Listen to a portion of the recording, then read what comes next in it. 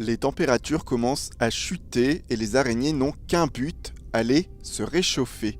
Dans les logements de la région, elles sont de retour et même si elles sont inoffensives, pour certaines personnes, elles représentent un véritable cauchemar. Selon un sondage Ipsos, un Français sur 4 serait terrifié par ces insectes. Bruno Macou, hypnothérapeute à Saint-André, en sait quelque chose.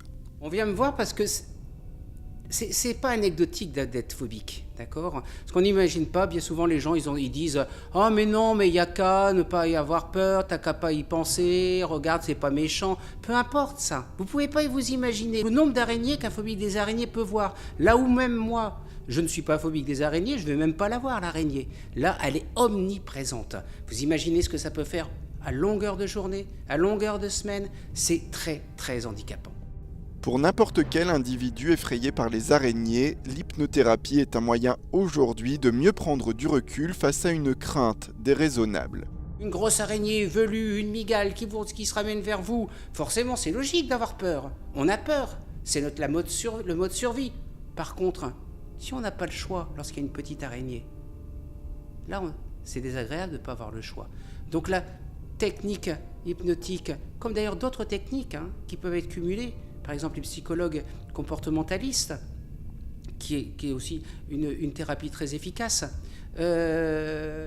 c'est ouvrir les choix à la personne. Demander à son inconscient de lui ouvrir plus de choix et ne pas toujours se mettre en mode survie, c'est-à-dire en mode angoisse.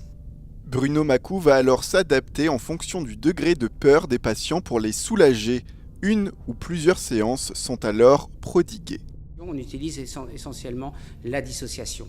C'est-à-dire que dans cette rêverie un peu hypnotique, la personne ne va pas vivre sa phobie des araignées, c'est-à-dire qu'elle ne va pas être associée à un événement de sa phobie, mais elle va pouvoir se voir en train de se voir regarder une araignée. Je ne sais pas. C'est un peu comme si vous étiez dans une salle de cinéma, d'accord ?